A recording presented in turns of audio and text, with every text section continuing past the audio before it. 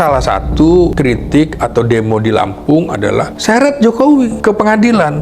Banteng nih kepala kau kupijak, kan gitu. Kupijak kau. Gajah di Lampung itu lebih hebat daripada banteng. Bahwa safari politik Jokowi ini pasti juga terkait dengan Gibran. Gibran yang sekarang menjadi wapres itu ada di kepala Jokowi. Bagaimana anaknya ini tetap berada di kancah elit nasional. Jokowi adalah presiden yang ijazahnya belum clear. Maka publik juga menanya, urusanmu clearkan dulu dong ijazah.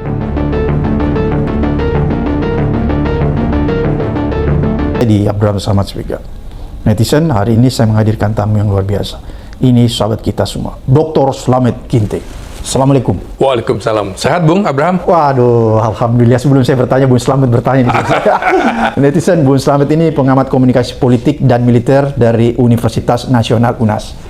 Bung Slamet, ya, pemandangan yang menurut saya cukup menarik untuk disimak, dianalisis. Pasti Bung Slamet ya. Safari politik Pak Jokowi mulai berjalan nih. Iya. Dan kemarin yang paling seru ketika di Lampung, karena di sana ada prosesi acara adat kira-kira gitu ya, disambut kayak raja dan sebagainya. Tapi di lain pihak ada orang yang demo juga, kan gitu ya. Ada yang demo yang teriakin Pak Jokowi ya. Menurut Bung Slamet deh, apa yang terjadi di Lampung ya? Ada demo yang menolak kedatangan Pak Jokowi, tapi ada juga sekelompok orang yang melakukan acara seremonial dengan Jokowi ya, acara adat kira-kira, acara kerajaan. Kacamata Bung Slamet nih sebagai pengamat komunikasi politik. Ya, ini menarik dan ini biasa saja di dalam politik. Ada pro dan kontra. Yang perlu dipahami juga adalah mengapa Lampung kan yang dipilih. Lampung ini memang terkenal identik dengan provinsi gajah. Gajah.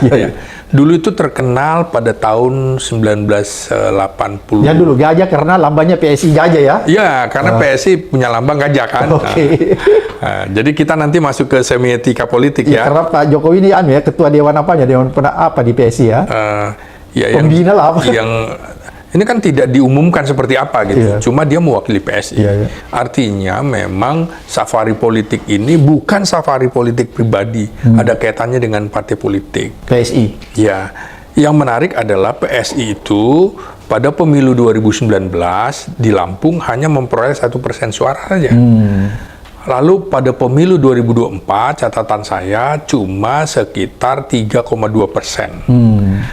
Dan figur Jokowi itu pada 2024 masih besar sekali. Tingkat pengenalannya sekitar 58% begitu ya. Tapi kemarin itu menunjukkan ada perubahan signifikan. Bahwa Jokowi itu ternyata bukan siapa-siapa lagi di dalam kancah perspektif rakyat di Lampung. Kenapa begitu? Nah, berarti yang menarik adalah ketika ada penolakan demo itu ya. Kan di sisi lain ada pengukuhan dia dengan gelar bangsawan, gelar adat. Di sisi lain ada penolakan. Ini menarik kan kita cermati. Pertama, kenapa dia juga memimpin safari politik PSI? Artinya PSI ini tidak punya tokoh yang kuat. Kaisang anaknya itu tidak mampu mendongkrak. Jokowi yang malu-malu kucing, kata orang Jakarta, bahwa dia identik dengan PSI. PSI adalah Jokowi, ketika dia menjadi presiden pun ternyata tidak mampu membawa partai ini ke parlemen di Senayan. Maka ada beberapa kemungkinan dari bacaan pertama dari kunjungan dia memimpin safari politik. Pertama, ini upaya mempertahankan relevansi politik dirinya. Jadi dalam ilmu politik dikenal yang disebut post presidensi politik, yaitu bagaimana seseorang mantan presiden tetap menjaga pengaruh setelah dia tidak menjadi presiden lagi. Tidak semua mantan kepala negara atau kepala pemerintahan itu memilih menjadi begawan. Jokowi orang yang tidak memilih menjadi begawan, artinya belum selesai urusan politik. Ambisi politiknya masih sangat tinggi. Dia bukan negarawan ya? Iya, bukan negarawan. Kalau begawan otomatis dia negarawan. Udah selesai. Seperti siapa tuh? Ya, contoh seperti mantan presiden semuanya. Iya, mantan presiden seperti B.J. Habibie misalnya kan. Itu begawan. Dia nggak mau campur-campur lagi. Dia nggak mau lagi juga di partai. Udah selesai urusan saya. Silahkan aja. Yang kedua, ada juga yang tetap aktif menjadi kingmaker. SBY misalnya. Ada juga yang menjadi mentor politik. Ada juga yang tetap ingin menjadi pemimpin partai kan, Megawati kan. Nah, jika Jokowi aktif mendampingi PSI, maka bacaan politik saya ini upaya mempertahankan modal sosial politik yang selama ini ada pada dirinya, yaitu dia ingin mengatakan bahwa selama 1 dekade atau 2 kali masa pemerintahannya, 10 tahun pemerintahannya dia itu masih punya jaringan. Itu membaca pesan kepada publik bahwa dia masih punya jaringan elit politik. Nah, jadi di kabinetnya Presiden Prabowo itu tetap ada orang gua loh, kira-kira gitu. Itu pesan yang dia ingin kirim ya? Iya, juga birokrasi masih juga ada yang tunduk pada saya. Birokrasi pusat, birokrasi daerah, juga kepala daerah, serta relawan politik dan kelompok masyarakat. Nah, jaringan mereka inilah yang akan tetap dibuat menjadi saluran politik oleh Jokowi untuk setelah tidak lagi menjabat presiden. Nah, PSI dapat dipandang sebagai salah satu kendaraan untuk menjaga keberlanjutan itu. Nah, berikutnya tentu saja ada faktor keluarga yang tidak bisa dilepaskan. Ini yang sering diserang orang. Ini dia sedang membangun dinasti politik. Nah, Kaisang Pangarep sebagai pemimpin PSI dan juga Gibran yang sekarang menjadi Wapres itu ada di kepala Jokowi. Bagaimana anaknya ini tetap berada di kancah elit nasional. Maka sulit dipastikan bahwa safari politik Jokowi ini tidak terkait dengan PSI. Iya, pastilah terkait dengan PSI. Apalagi kan dia pakai jaket PSI ya. Pasti juga terkait dengan Gibran. Nah, kalau sang Gibran... Jangan dulu, Bung. Berarti safari politik Jokowi ini sama dengan dia lagi mengkampanyekan Gibran. Ya, otomatis. Karena Gibran kan nggak punya partai politik. Dia mengkampanyekan Gibran ini untuk apa? Untuk jadi wakil presiden atau presiden kelak nanti? Iya, wakil presiden dan presiden. Kan Jokowi selama ini melakukan intervensi dalam tanda petik. Mendukung Prabowo Gibran 2 periode. Sementara dia sendiri ketika menjadi presiden tidak 2 periodekan wakilnya. JK tidak dijadikan lagi kan. Artinya ya karena nggak bisa, terhalang oleh aturan. Ya, betul. Artinya semua ditentukan oleh sang presiden. Bukan sang wakil. Bukan keluarga wakil. Harusnya menyerahkan pada Prabowo dong.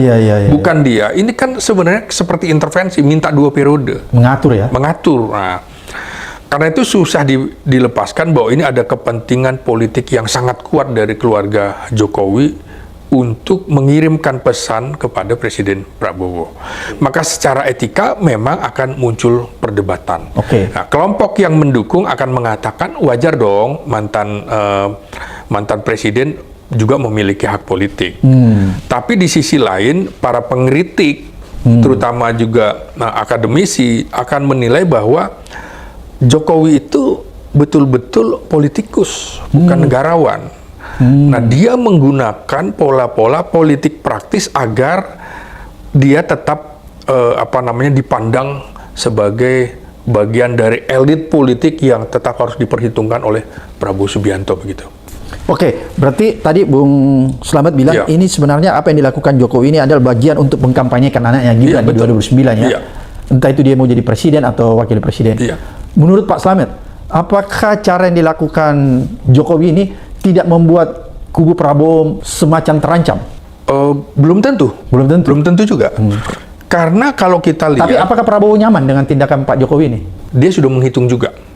Sudah menghitung, dan ekspektasi Jokowi itu kan sambutan yang luar biasa di Lampung.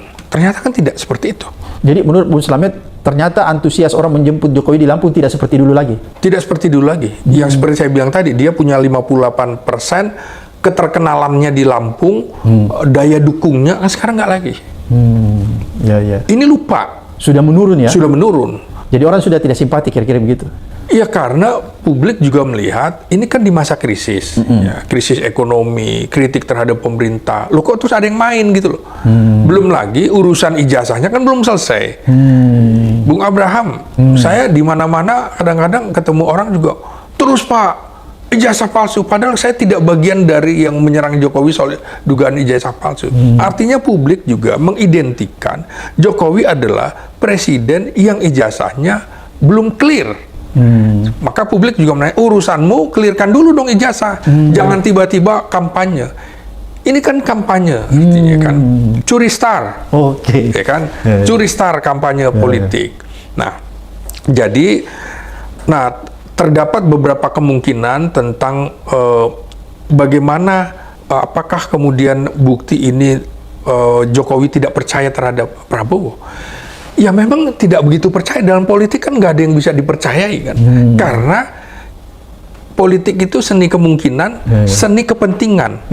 Nah, dia sedang berpikir apabila Gibran tidak disorongkan lagi menjadi wapres oleh Prabowo, maka otomatis dia harus berhadapan dengan Prabowo di 2029. Dia mau dorong anaknya maju. Mau dorong, mau nggak mau. Jadi kalau misalnya Gibran tidak diambil sebagai wakilnya Pak Prabowo, maka Jokowi akan mendorong anaknya masuk. Betul. Mencalonkan dia jadi capres. Saya kira hitungan Prabowo itu tidak akan mengambil Gibran.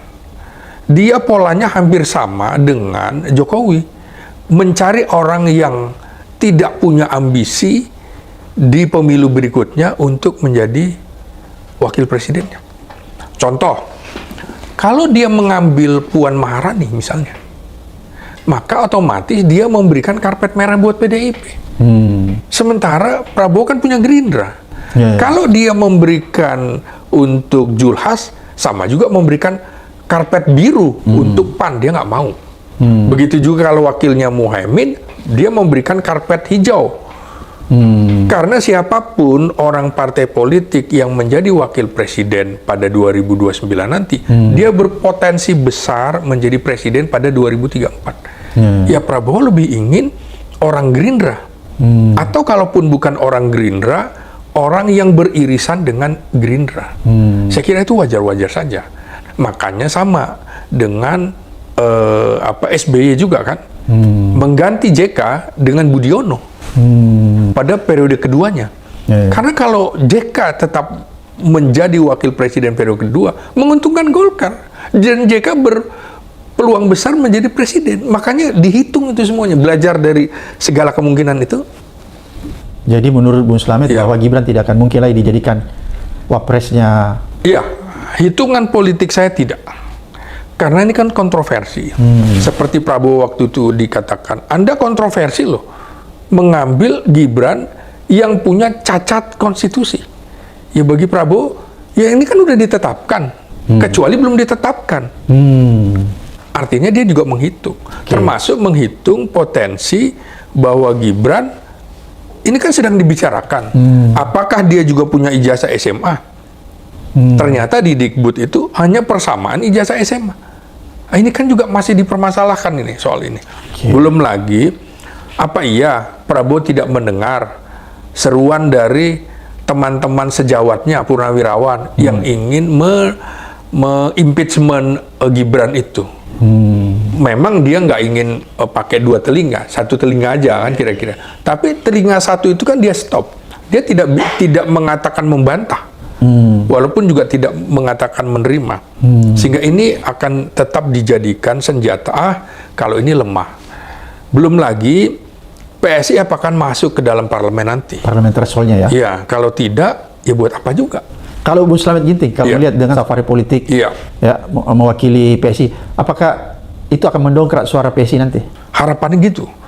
Jadi kalau menurut Bung Slamet sebagai pakar, ini kan hidup matinya Jokowi, PSI ini harus masuk. Harus masuk, apapun. Tapi kalau menurut Bung Slamet, menurut pengamatan Anda, apakah PSI bisa masuk parlemen? Belum bisa dilihat ya. Ini kan politik di Indonesia sangat dinamis. Dia sekarang ini bahkan sedang coba merangkul gubernur atau kepala daerah yang pamornya tinggi, popularitasnya tinggi, dia akan ambil. Uang bagi Jokowi itu bukan masalah. Oh, gitu ya. Bisa dianggap secara politik unlimited uangnya, sehingga dia akan coba mengambil kader-kader terbaik dari partai politik untuk dirangkul. Karena itu PSI bisa dianggap sebagai musuh bersama bagi partai-partai politik itu. Jangan dulu, Bung Slamet tadi bilang duitnya unlimited. Iya. Itu apa tolak ukurnya, Bung Slamet? Sekarang begini ya, beberapa terdakwa menyebut nama Jokowi semua juga. Mantan Menteri Agama Yakut, mantan Menteri Pendidikan Nadiem. Siapa lagi coba Anda sebutkan? Semua menyebut itu. Makanya salah satu kritik atau demo di Lampung adalah seret Jokowi ke pengadilan supaya bukan untuk menunjukkan kekecilan terhadap Jokowi, bukan, tapi untuk membuktikan Anda terlibat atau tidak. Kalau tidak dibawa ke pengadilan, maka seumur hidup dia akan mendapatkan cap itu. Sama dengan soal ijazah itu kan. Kok tiba-tiba malah lebih dahulu persoalan persidangan dugaan pencemaran nama baik. Kan nama baik itu harus dibuktikan. Kalau ternyata ijazahnya palsu, ya ini nggak perlu diadili lagi, ya benar berarti. Nah ini menurut saya seperti itu. 10 tahun berarti kan juga harus ada pertanggungjawaban. Indikasinya dia masuk ke dalam salah satu pemimpin dunia yang dicap oleh OCCRP sebagai pemimpin terkorup di dunia. Itu kan ukuran-ukuran yang masyarakat melihat. Jadi safari politik ini juga tujuannya betul-betul ingin membuat PSI lolos di dalam parlemen, bahkan bukan cuma lolos, menjadi partai besar. Ini kan pertaruhan bagi Jokowi. Kalau ini tidak hanya menjadi partai gurem, ya berarti Jokowi akan identik dengan partai gurem, seperti itu. Jadi itu sebenarnya tujuannya ya? Iya, betul. Oke, Bu Slamet, tapi itu kan banyak bahasa simbolik ya di acara itu di Lampung. Ada prosesi-prosesi yang bisa dibaca secara simbolik. Misalnya ketika Jokowi duduk terus menginjak apa tuh? Kepala kerbau. Kepala kerbau. Itu gimana tuh, Bung Slamet? Ya, ini pasti tidak bisa dilepaskan dari semiotika politik. Ada skenario mengapa Jokowi ini kan seperti sudah lama ingin seperti Raja Jawa.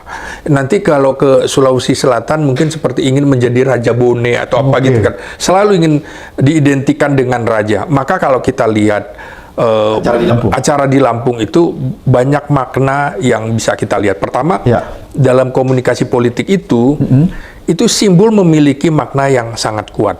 Simbol dia seperti pakaian raja kan gitu. Nah, gelar adat itu juga dapat dibaca dalam beberapa dimensi. Pertama, dimensi sosialnya. Gelar adat ini untuk memperluas legitimasi di luar legitimasi elektoral.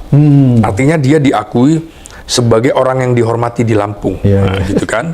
Itu simbolnya. Itu simbol legitimasi sosialnya.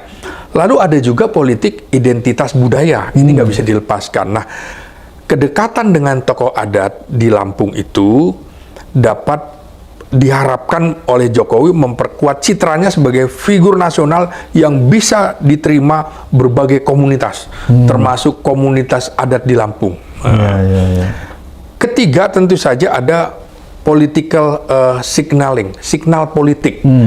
Simbol seperti singgasana itu, duduk di singgasana, atau gajah gitu ya, dapat dimaknai sebagai pesan untuk pesan mengenai kesinambungan kepemimpinan atau kekuatan politik. Gue raksasa loh, raksasa politik. Gue besar loh, bukan semut politik, tapi gajah politik. Simbol ya. Namun mengaitkan gelar adat secara langsung sebagai gertakan terhadap proses hukum juga menarik nih. Artinya apa? Jokowi ingin menggambarkan ketika Bung Abraham itu tadi tanya, mestinya menurut saya tadinya itu tidak dimunculkan foto dia kakinya sedang di atas kepala kerbau. Kerbau itu kan temannya banteng, satu rumpun begitu kan. Jadi kerbau, sapi, banteng satu rumpun. Satu rumpun. Nah, jangan salahkan juga kalau publik punya persepsi bahwa Jokowi sedang menginjak bekas partai yang dulu membesarkannya. Itu bahasa simboliknya. Bahasa simbolik. Jadi kalau PDIP marah itu, ya bagi saya wajar juga. Di dalam politik seperti itu.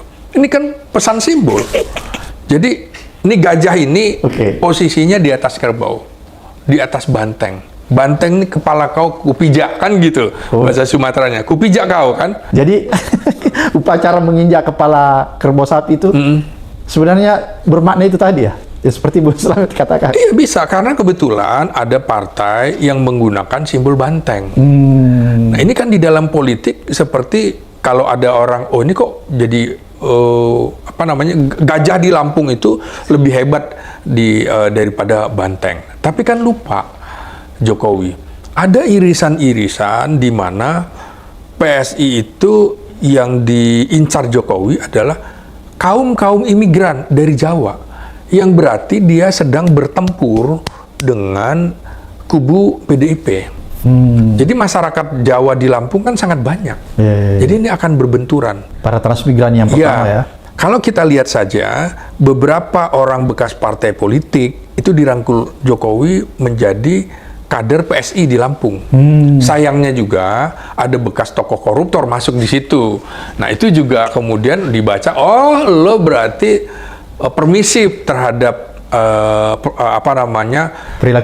perilaku korup itu. Nah, seperti itu. Jadi bacaan politik bisa positif, bisa negatif. Jadi wajar-wajar saja kalau ada orang mau memberikan penilaian seperti itu. Jadi menurut Bu Slamet, kalau misalnya tiba-tiba PDIP bereaksi terhadap acara injak apa tadi itu, injak kepala kerbau sapi itu wajar? Iya. Jadi kemudian nantinya barangkali juga begitu. Kalau misalnya di Sulawesi Selatan gitu ya. Oh, simbol satwa di Sulawesi Selatan tuh anoa, bukan gajah, kan gitu. Nanti akhirnya ada pertarungan semiotika politik, simbol-simbol politik seperti itu. Menurut Bung Slamet, apa tujuannya itu, Bung Slamet, kalau dia menampilkan simbol-simbol politik begitu tadi? Jadi dia ingin tujuan Pak Jokowi itu mengatakan bahwa tanpa partai lama, saya juga besar loh. Oke. Dia ingin mengatakan bahwa PDIP itu besar, tapi tidak bisa menghasilkan presiden selain saya. Contoh, PDIP menang pemilu, tapi tidak mampu menjadikan Megawati menjadi presiden. Itu pesan. Tapi ketika PDIP mengambil Jokowi, bisa jadi presiden.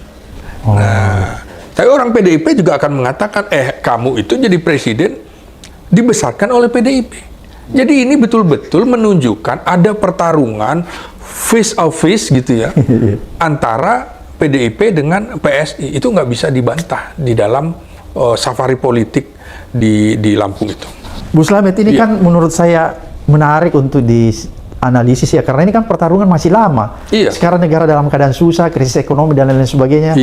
Harusnya kan kita fokus perhatian bagaimana memperbaiki situasi ini, bagaimana berempati terhadap situasi negara kita. Tapi kok ini melakukan kampanye politik itu gimana sih menurut kacamata Bung Slamet? Iya, dalam teori komunikasi politik itu terdapat konsep yang disebut offensive defense. Artinya memang seorang aktor politik tidak hanya bertahan ketika menghadapi kritik. Tetapi justru dia akan terus meningkatkan aktivitas politik. Bodoh amat gitu kan. Nah, seperti itu, ada teorinya tuh dalam komunikasi politik. Yaitu artinya krisis itu tanggung jawab Prabowo, bukan tanggung jawab saya lagi. Nggak salah dong saya kemudian melakukan aktivitas politik. Beban saya udah selesai. Nah, karena itu tujuannya bisa untuk berusaha tetap mencari dukungan massa. Ini kan mencari dukungan massa. Jadi safari politik yang dilakukan Jokowi itu dalam rangka mencari dukungan ya? Iya, dukungan massa, kemudian mengendalikan narasi media. Dari isu ijazah menjadi safari politik. Kan geser. Jadi kan ada perang narasi media kan. Nah, walaupun di Lampung tetap diungkap, urusan ijazah palsu lu belum selesai. Lu jangan safari politik dulu, tetap aja dikait-kaitkan. Kemudian juga ini dia ingin menunjukkan legitimasi politiknya masih kuat kepada publik ya. Kepada publik. Kemudian mengurangi persepsi politik bahwa dirinya sedang terdesak. Gua nggak terdesak. Saya tetap bisa jalan loh. Kemudian pertanyaannya, apakah strategi tersebut memang dimaksudkan untuk menghadapi kemungkinan proses hukum? Ini kan sedang ada proses hukum. Setiap dalam proses hukum dia bilang sakit, tapi kok aktif? Dulu kan inget nggak? Dia ada di Sulawesi Selatan, sehat, tapi giliran di persidangan nggak bisa hadir, sakit. Nah ini juga gitu. Kan rencana tanggal 2 nih. ada persidangan pertama dan segala macam. Nanti dia akan mengatakan, loh saya lagi sibuk safari politik. Dia akan dibikin agenda-agenda kesibukan dia supaya dia tidak hadir di dalam persidangan hukum. Jadi gitu. Itu untuk menghadapi betul kemungkinan proses hukum yang tidak bisa tidak dapat dipastikan tanpa bukti langsung itu. Nah, Bung Slamet, apakah dengan kampanye yang dilakukan Jokowi ini keliling Indonesia, safari politik, ini membuat Prabowo marah atau gimana nih posisinya? Tidak nyaman atau gimana? Prabowo sudah menghitung itu. Prabowo sudah menghitung skenario itu. Jadi memang dia pastilah menurut saya Prabowo membaca bahwa tampilnya Jokowi di ruang publik itu untuk memperkuat posisi politiknya. Juga memberikan pesan itu kepada Prabowo untuk mempengaruhi persepsi publik bahwa dia itu sudah bukan jago kandang lagi. Artinya tidak main di Solo aja, saya main juga di Lampung, kandangnya siapa gitu kan. Nah itu tadi kan yang seperti saya bilang, mungkin PSI juga lupa atau publik juga harus diberitahu. PSI itu cuma 1% di 2019 di Lampung, cuma 3,2% pada pemilu 2024 yang lalu. Maka betul-betul menurut saya mengapa Prabowo juga dikait-kaitkan dengan persoalan ini? Ya memang Jokowi juga ingin membangun apa yang disebut Jokowisme itu kan. Bahwa ada sekarang orang sedang, dia tahu nih, orang sedang membahas Prabowo dari sisi ekonomi. Prabowisme. Tapi di sisi lain, ya ini dia ingin menjadi pemain kembar juga. Ini ada Jokowisme. Dengan safari itu, Bung Abraham, otomatis mata media, mata publik akan tertuju juga ke Jokowi. Dia mengambil panggung, ceruk panggung yang tidak diambil. Memang ini kritik terhadap Presiden Prabowo juga. Presiden Prabowo dalam 7 hari, dalam sepekan itu, 1 hari ke luar negeri.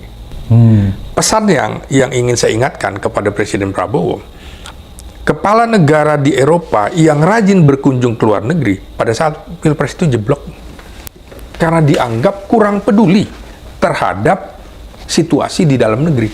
Nah ini diambil, ceruk ini diambil oleh Jokowi, ceruk ini juga diambil oleh Gibran. Rutin ini dia berkunjung sekarang ke daerah-daerah.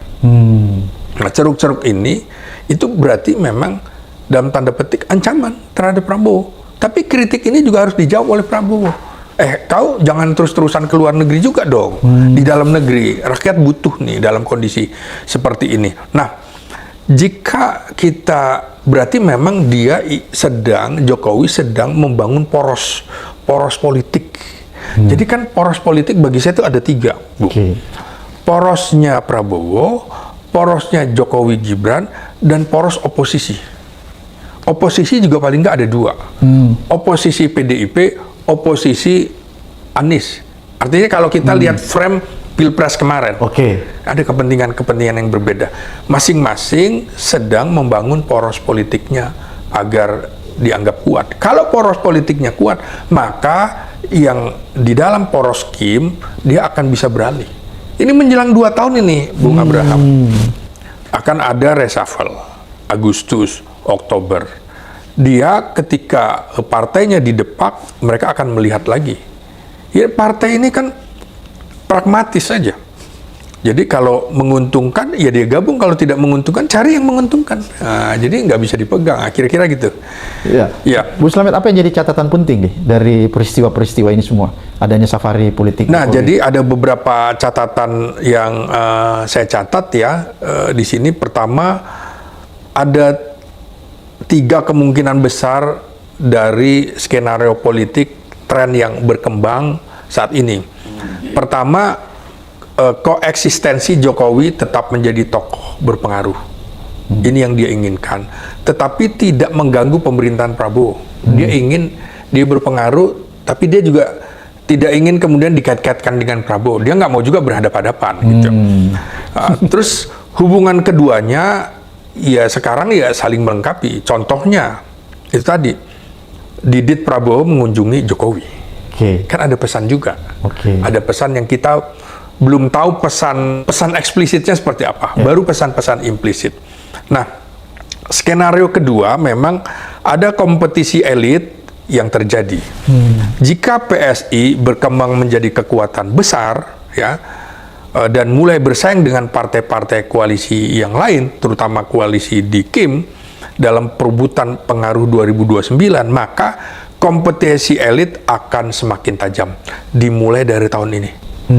Yang tadinya diperkirakan 2027 ini dipercepat nih dengan safari politiknya Jokowi. Jadi safari politik Jokowi ini memancing yang lain ya? Memancing yang lain pasti, karena yang lain juga khawatir elit-elitnya akan digarap oleh PSI. Nah, ini yang diperebutkan bukan hanya soal kursi presiden semata, tetapi juga akses terhadap jaringan politik. Nah, ini kan sedang menyebar jaring ini. Makanya tadi Bung Slamet bilang, ini bisa membuat partai-partai lain marah sama PSI ya? Bisa. Jadi PSI ini menjadi musuh bersama gitu? Bisa jadi musuh bersama. Karena itu juga, ini kan dia sedang membangun jaringan politik dan juga sumber kekuasaan.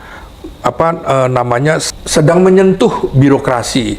Kau itu nanti kalau dekat saya, kalau anak saya jadi presiden, berarti akan ada sumber daya yang akan Anda dapatkan dari situ.